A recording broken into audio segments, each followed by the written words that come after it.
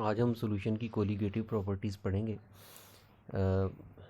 Colligative का जो लफ्ज़ है ये कोलेक्ट से निकला हुआ है, और अभी आप जब इसकी डिटेल्स में जाएंगे तो आपको समझ आ जाएगा कि ये कोलिगेटिव प्रॉपर्टीज़ का वर्ड जो है वो क्यों यूज़ हुआ है। सॉल्यूशंस में मुख्तलिफ़ किस्म की जो प्रॉपर्टीज़ पाई जाती हैं, उनमें से कुछ ऐसी हैं जो कि उनके सोल्यूट की नेचर पे डिपेंड करती हैं कि किस किस्म का सोल्यूट आपने यूज़ किया है। लेकिन कुछ ऐसी प्रॉपर्टीज़ हैं कि जो सिर्फ इस चीज़ पे डिपेंड करती हैं कि सोल्यूट के मालिक्यूल्स की तादाद कितनी है इन ए गिवन सॉल्वेंट के अंदर। मतलब उसमें आप सोल्यूट कोई भी यूज़ कर लें, अगर वो नॉन वोलेटाइल है तो अगर उन डिफरेंट सोल्यूट्स के नंबर ऑफ़ मालिक्यूल्स किसी सॉल्वेंट में गिवन अमाउंट ऑफ सॉल्वेंट में सेम है, तो उन सब की जो कोलिगेटिव प्रॉपर्टीज़ होंगी ना वो सेम होंगी। तो इसका मतलब ये हुआ कि हम कोलिगेटिव प्रॉपर्टीज़ को अगर डिफ़ाइन करना चाहें तो हम ये कह सकते हैं कि the colligative properties are such properties which depend on the number of molecules of solute in a given amount of solvent। यानी जैसे मैंने अभी पहले आपको एक्सप्लेन किया है कि इस बात से इस चीज़ का कोई तल्लक नहीं है कि सोल्यूट कौन सा यूज़ हुआ है, बस उसको नॉन वोलेटाइल होना चाहिए।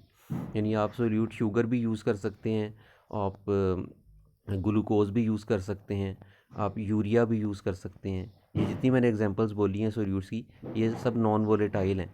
आप इनमें से कोई भी सोल्यूट यूज़ करें, अगर उसकी तादाद, उसके मालिक्यूल्स की तादाद किसी सॉल्वेंट के अंदर सेम है, तो उन तमाम सॉल्यूशंस की जो प्रॉपर्टीज़ होंगी, जो कोलिगेटिव प्रॉपर्टीज़ होंगी, जो कि नंबर ऑफ़ सोल्यूट मालिक्यूल पर डिपेंड करती हैं, वो एक जैसी होंगी।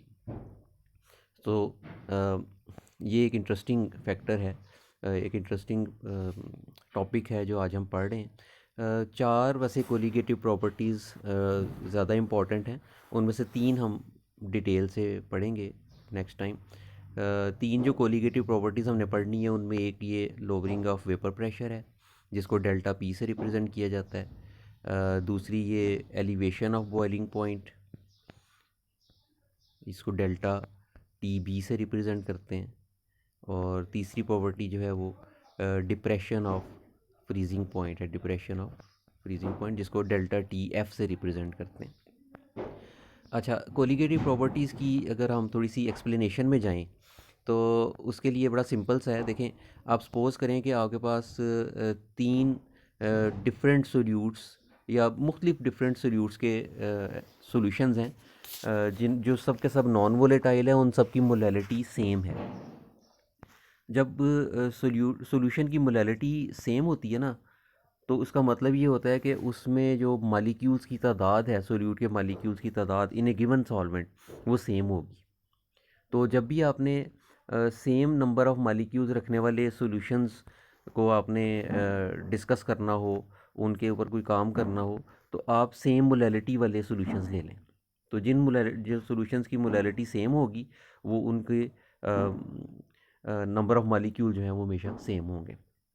तो जैसे मैं आपको बता रहा था कि अगर आप डिफरेंट सॉल्यूशंस ले लें, सपोज़ कि उन सब की मोलैलिटी है 0.1 मोलल, यानी 0.1 mole of solute dissolved in 1 kg of solvent, 0.1 mole solution. तो उन सब सॉल्यूशंस में क्या चीज़ कॉमन होगी? They will be having same number of molecules.